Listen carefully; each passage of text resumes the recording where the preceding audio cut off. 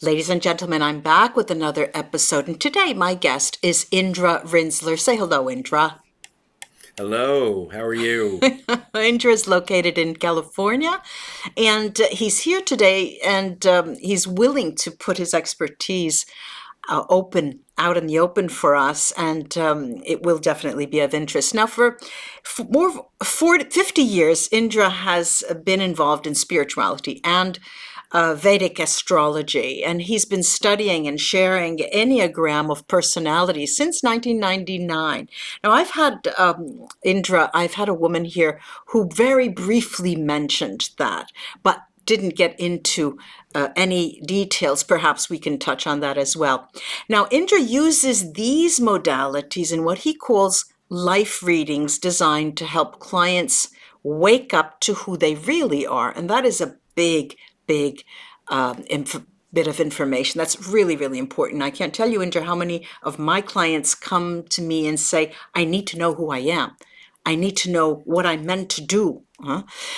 He's an enthusiastic, genuinely enthusiastic, and he's an interesting man who has been a world traveler when we used to be able to travel for over 20 years, offering sessions and classes in both the United States and Asia. His stories and experiences usually are very amusing and interesting for us all. So I'll give you all of his social media and where to find him at the end. Indra, welcome. Welcome. I'm so glad that you took the time to be with us. Oh, thank you for having me. Great. Now, there are two things that I'd really like to dive into, and I'll tell you, and you can choose which one we can talk about first. I'm not an astrologer. The only thing I do is separate a reading, public general reading on my YouTube channel, and give it the title of an astrology, Western astrology, Aries, Taurus, and so on. That I would like if we could talk about. And the other is this Enneagram. You choose what you would like to start it out with. I don't really care, either one. It doesn't matter. Okay, let's start with the Enneagram. What is that? Absolutely. Go ahead. So the Enneagram. It comes from Greek. It means nine-sided figure, and it's on the simplest of levels. It's a psychological tool to help us to know our own self better. It's there are nine personality types, and one of them is at our core. One of them is who we are. It's how we interact with the life. But it's also a really deep spiritual tool because while psychology is wonderful, it doesn't really have an end game. But in spirituality, the end game is to wake up to who we really are, to live in the moment, and by understanding the core triggers of our personality story, it enables us to go beyond those triggers and to be in the moment. So, give me an example, if you will. When we talk about Western, astrology, everyone knows that there are 12 signs. In this, is there a test or a questionnaire or something that is given to clients so they can learn about Yes. them? Yeah. Yes, there is simple tests that people can take, and it doesn't work for everybody because everybody isn't like you say. Some people have really trouble knowing who they are, and we can see that astrologically. There are certain configurations, but in the Enneagram, for most people, they take the 5 minute test and they have a pretty good idea of what their personality type is. The points are numbered 1 through 9. There's no hierarchy, and they also have names, but people don't always use the same names, and Hmm. so we use the numbers, and for some people, they may never understand they may never get their Enneagram type, and for many people, for some people, it will be a months or years of digging into themselves in order to figure out what's really at the core. And there's no good or bad about any of it. If it's easy for you to figure out, it's only because you're strong in yourself and you know who you are, and so you just radiate from that story. And then there's Hmm. people that kind of live in between. and those people have more difficulty. I'm having trouble understanding. Now, I get that it's a test, but if I take a test, I'll give you my reasoning. I get the test, I take the test, and I come out like type 4, right? I just chose Okay. that type 4. So I imagine there's an explanation or a profile for Yes. type 4. So when you say many people don't get their type, I don't understand what you mean, because if I have that and I can read it, I should understand that that reflects my personality or nature. Is that right? Well, that is correct, but for some people, they say, that you say that. Let's say that you're a lawyer, and I say, Right. well, did you always want to be a lawyer? And you say, well, no. My parents kind of wanted me to be a lawyer, and so that's why I'm a lawyer. So is that you or isn't it you? And so they'll read they'll read 4 and they'll say, yeah, I can relate to that. And then they'll read 6 and they'll relate to that. And then they'll read 9 and they say they relate to that. And again, it's neither good nor bad. It just is the nature of some people's personalities. The nine, the ninth point, Yeah. number 9, Yeah. the peacemaker, its story is that they don't know themselves and they relate to everyone. And so the person who says, well, I relate to this one, I relate to this I one, I see. relate to this one, I relate to this one, that is usually the 9. And so that's why it can get confusing, because there are there's a lot going on underneath that we don't know. Is that our story? Is that our belief? Or is it a belief that we have picked up from society, that we are susceptible to other people's beliefs, and then we think that they're Okay. our belief? All right, let's get personal here, Indra. Who was Indra in his teens? Where were you? What was it like for you in that difficult age, high school age? Okay, so What were you doing? well, we're jumping around now. Yeah, no, because I Teen have to years. understand. So in teen years, I was in New York, which I think Good. is your whole Right, home right. I come from hometown. there. Yeah, right. Yeah, so I was figuring out ways to get out of there as a teen, going to high school on a track of college. I went to a high school that was very a college oriented, very high achieving school, Yeah. and was yeah, I wouldn't say that I was particularly deep. I was just going through. I was mathy, and I was going through, and trying to, without being able to understand anything. I was just trying to get from one stage to another. I remember being 16, 17, 18, walking around New York and realizing that you can't take a vacation from yourself, that wherever you go, Yeah. there Yeah. you are. Thank God. Well, now, all right. So, did you then go on? Because I know that there are. I myself in the United States did that, the college track. So, Sure. so then I went on to. Did you I go was a on? yes, I was a graduate school dropout, and I was in the I think it was the number 2 business school MBA program in graduate school, and I realized that it wasn't that I wouldn't do business. It was that I was not that interested in corporate business, In and I didn't corporate really business, need. I see. Yeah, I wasn't Uh-huh. really interested in what they were teaching. But at that point, Indra, were you still on the East Coast? At the No, I was in the Midwest then. Oh, so you got around there too, just like our Oh yeah, topics. All right, so absolutely. from the Midwest, did you come back to New York, or did you then migrate over to the West Coast? Well, I after I graduated college, I came back to New York Uh-huh. for a period of time. But Yeah, then yeah. once I got going back to the graduate school, I never really came back. Yeah, I I see. moved. I moved to California soon after dropping out of graduate school. Mm-hmm, and never came back. That's where you remained, more or less, except for Yes, some travel. I lived in well, yeah, I lived in Oregon for 6 years, I believe, and It's then I still the moved back West to Coast. California. Yeah. Yeah, and then in '99, I started being a world traveler. Uh-huh. I've actually only spent one winter in the U.S. since '98, except for COVID winters, Right. and So is that when your let's say your interests turned into the direction of Vedic astrology, into the direction of what work you're doing now?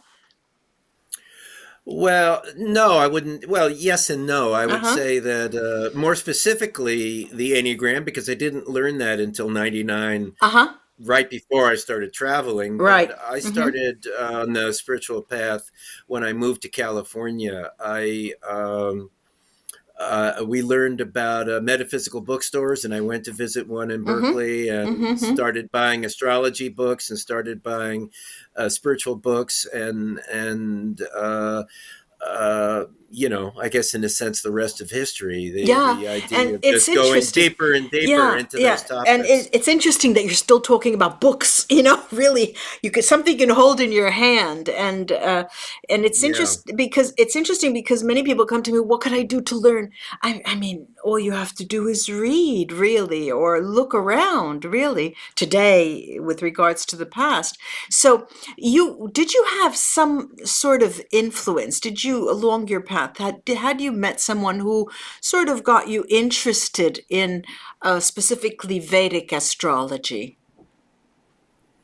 Vedic astrology, I was living in a spiritual community that had a lot of Indian roots, an Indian Yeah. teacher and Indian roots. And Uh huh. so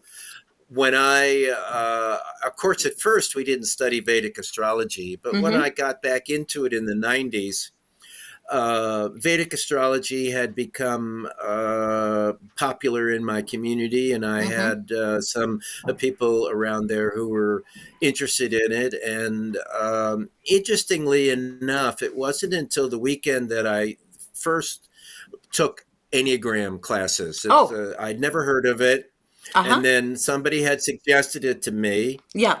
And so I went to a weekend, and in that weekend, on the Saturday, I remember thinking that Enneagram reminded me of astrology. Mm-hmm.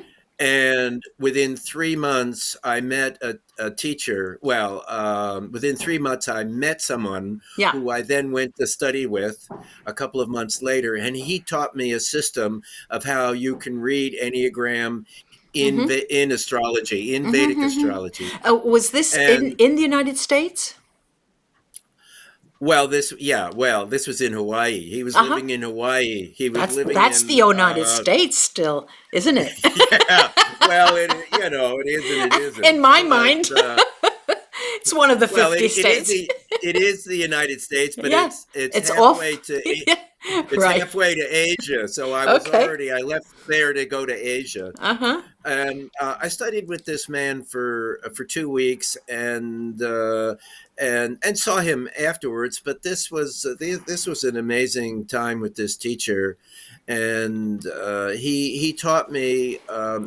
He's the most esoteric in a lifetime of esoteric people. He was the most The most esoteric I've ever that met. you've ever met. Yeah. Interesting. And what made him more esoteric than the rest? Can you pinpoint it? Well, I don't know that.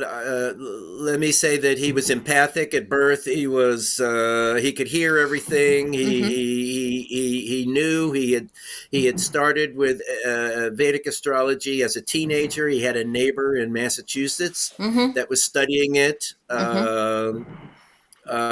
which many of us didn't have. It was Right, right, studying right. Vedic Right. astrology, Mm-hmm. and he could see deeply into people. Yeah. And he because he never forgot anything. He would quote movies. He would quote books. How He interesting. could be he Ooh, could be in the moment with anything because all of his experiences were right there for very him to. eclectic, very interesting person. Yeah, Wow, wow. very interesting Wow. person. You were lucky. You were very lucky. Now, let's say that, Still lucky. yeah, that's good. Is he still around? Do you have some contact? No, Oh, it's he's a unfortunate. hermit, and I Oh, had that's my unfortunate. time, and Oh, then well. Oh, he well. moves on. Yeah. All of this as a background, just to start to talk about Vedic astrology. Now, let's start perhaps by um, tracing or distinguishing the differences between Western astrology and Vedic, and the origins of Vedic, where it comes from. So, interestingly enough, Vedic astrology is really Indian astrology that's been dolled up a little bit. What The do a what do you lot. mean dolled up a little bit? Okay, so a couple of smart guys, a few smart guys who had been Americans, Yeah. Westerners who had studied in India and had studied Indian astrology.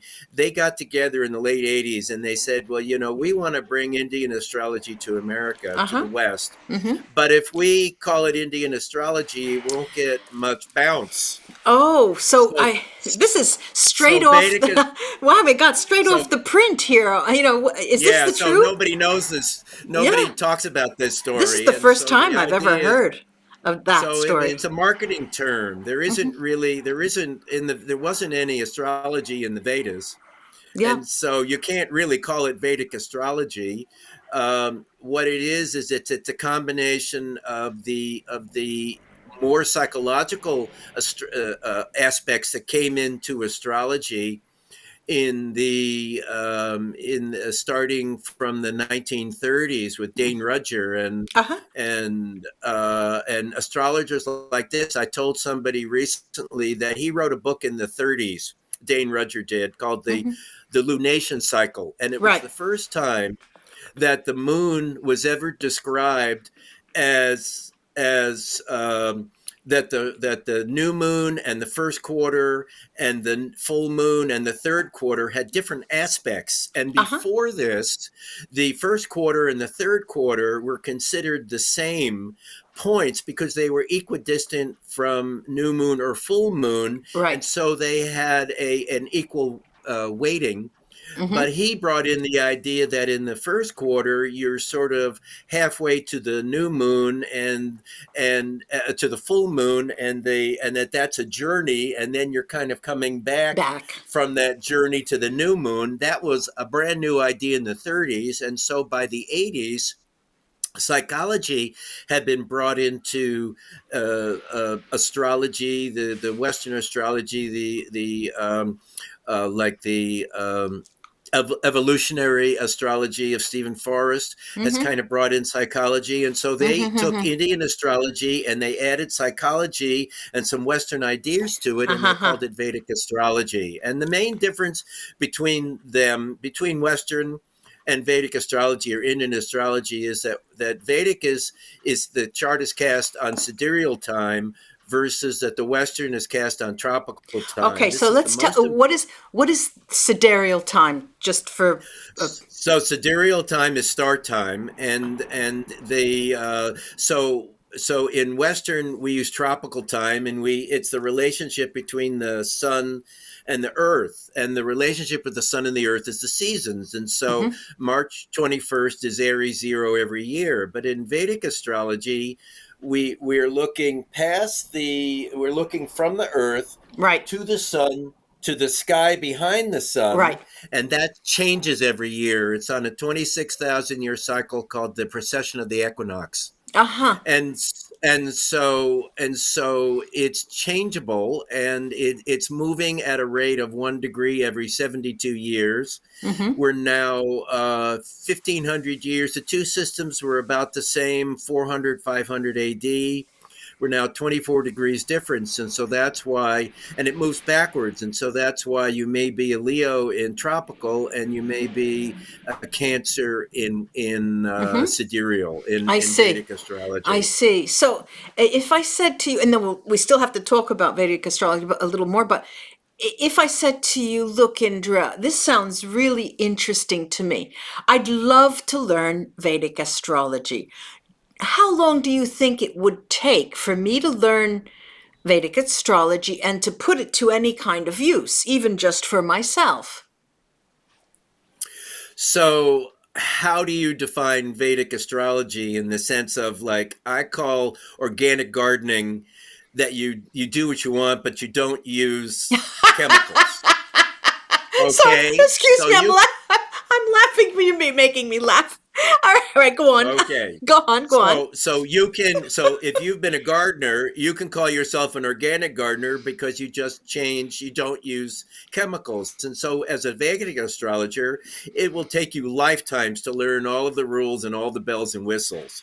Okay. I don't consider those particularly important. To me, the Vedic astrology, I also kind of use it as a marketing term. Most important to me is the sidereal chart. There are Uh huh. some bells and whistles in it, but there's Yeah. also a lot of noise and distractions in it. And if you want to, Yeah. astrologers have come up with a lot of ways of bringing people back. Because Yeah. if you just read their chart and you never see them again, it doesn't really help your Right. pocket. And Of so course. Oh, over the millenniums, cynical. Do I hear some cynicism? well, you There. can call it cynicism, and perhaps it is, but I think it's just more truth. Is the Yeah. fact that Yeah. there's a lot of noise and a Hmm. lot of distractions, and it doesn't really help you. That they create problems and then they Yeah. try to solve them. Yeah. It's interesting that you're couching it into a frame or a context of a marketing tool. I mean, it's interesting that you say that. Why? Because let's say astrology is one thing, numerology is another, and whatever ologies that in the spiritual world there. I don't know, is there a word tarotology or something? But Sure. I don't see card reading or I don't know, crystal reading, scrying, or anything could, to be defined as you're saying it for astrology. I understand what you're saying. You've got the chart, you get the chart, but for me to help you, you've got to come to me, and so you have to give it another, I don't know, label so people keep coming back. I understand that concept, but I think that that probably is very particular to the astrological world, because I don't see how that's possible for any other ology. You know what I'm saying? I know exactly what you're saying. You're God bless your heart, but the fact is that I'm sorry. You're a funny guy. All right, well, go ahead. Finish the sentence. So the tarot reader does not teach you how to read the tarot cards. What the tarot reader does is it tells you a story. Uh And huh. then when you have your next problem, then you have to come back to the tarot reader in order to get your next story. That's it's called cynicism. All right, Well, you now, can call it yeah. cynicism. I like to think of it as the truth. The All fact right. is that I bust bubbles. Okay, I'll give Okay. it to you. I bust Of bubbles. course, of course. All right. So now let's go back to Vedic astrology and what is the, if you had to say in I don't know, in a very short seminar speech, the core concepts of Vedic astrology, how would you describe it to us? The core concepts is that we are imprinted with planetary energy at birth. And I can't say how, I can't say why, but the fact is that we are imprinted and that we have strengths and weaknesses based on the planets, and whatever are our weaknesses are our challenges through our life. They're not good nor bad, they just are. Some people have more challenges than other people. It isn't make them better, it doesn't make them worse, it just is. So And so so let's say I'm coming to you for a reading, okay? And I know nothing about that. I don't. I know very little about Vedic astrology. You do whatever you do. I don't know what you do. Do you have charts? Is that something? Yes, Okay. yes. Okay. So you take a chart, you do your chart magic, and then you try to explain it to me, and you use particular words, right? It is part of the reading. Are there categories? I don't know. The challenges, like you just said, the challenges of life. I don't know. Your life lessons. Does that exist in what you do? It does, Uh but huh. I like to say at the end of the reading, people say, "Now, what do I do with this?" Okay, so Can't I wait to came. see. Can't wait to hear what you're going to say to them. So what I say, so what I have, so what has been, what came to me is something that I call the four doorways to conscious living. Mm. And so, what the four doorways are, the first one is to learn to observe. We need to watch our own behavior. We need to observe our thinking. We need to observe how we react to people around us when our mother comes in the room, or Mm-hmm. when our ex mates come around, or when the boss appears, all of a sudden at our shoulder. What are we, when we become all thumbs? How do we react? How do we react to our life? The second doorway is to let go and release what doesn't serve us. The Mm-hmm. third doorway is to love ourselves, and the fourth is to live in the moment. So if we Mm-hmm. live in the moment, then we cannot help but love ourselves. If we're not loving ourselves, then we're not in the moment. And so, how do we love ourselves? Then we let go and release what doesn't serve us. Mm-hmm. And how do we know what to let go? Is that we observe. And so we take the reading is that your Saturn is weak, and so you get fearful, and your Venus is weak, and so you do comparisons and judgments. You're judgmental towards yourself. You're judgmental towards other people. Yeah. So those are things that I might say. And so then the idea is that you just observe when that comes up. And so the Mm-hmm. idea is to go to the high side of the planet, the high side of Saturn, which the low side is fear. The high side is focus and discipline. And Mm-hmm. so when you let go of your fear, then you become more focused and disciplined on whatever you're interested in learning or becoming or changing about yourself. And the high side of Venus, the low side is judgments and comparisons Yeah. and criticalness. And so the high side is integrity. And so it's not about wanting other people to live at your level of Uh-huh. integrity. It's about you living at your Yeah. level of integrity. Yeah. Yeah. So let's say that, do you have a website? Where can people find you if they want to have a reading Sure. from you? I have a website, and I like to offer people, your listeners, I would send their Vedic chart to them for free. Uh-huh. If you email me with I need three things. Uh-huh. I can't do a chart without these things: the date of birth, the time, and the place. Mm-hmm. And if you give me those three, then I will send you your Vedic chart. Yeah. And also, I'd be happy to send you this free Enneagram test, the Enneagram personality test. Okay, So just so send me an email. okay. Now, but first of all, um I need your email address for people to write to you, Okay, right? that's Indra Rinzler at gmail.com. And the Okay. website is indrarinzler.com. It's very simple Okay. once you get my name. Okay. All right. So those are where people can find you. And of course, you also are present on Facebook as well. Indra Right. Rinzler, right? Okay. So that is great. And do you have any other social media that people would be or could be interested in following you The at? Facebook is the best. Yeah. Okay. All right. So this will be in the it's .com, your website, indravinsler.com. Yes. And there's Okay. nothing between the two words. All right. All right. Good. Well, wow. This is aside, cynicism aside. This was an interesting talk. Well, one thing that I'm coming away with quite surprisedly with is the notion that that there were Americans involved and that it was the 1980s and they, sort of constructed this Vedic astrology with the name that, and like you said, could be for marketing. You see how I said could, be for marketing purposes. And so that is surprises me, but I will go read about that.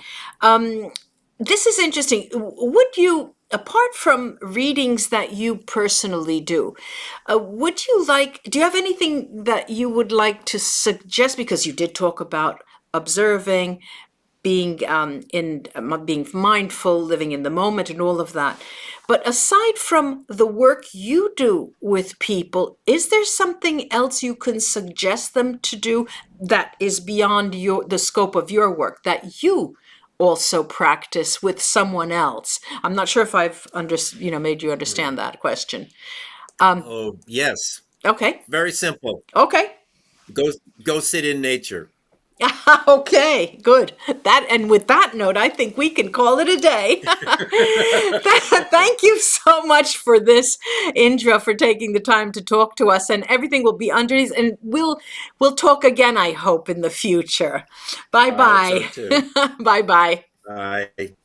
Thank you. You're welcome.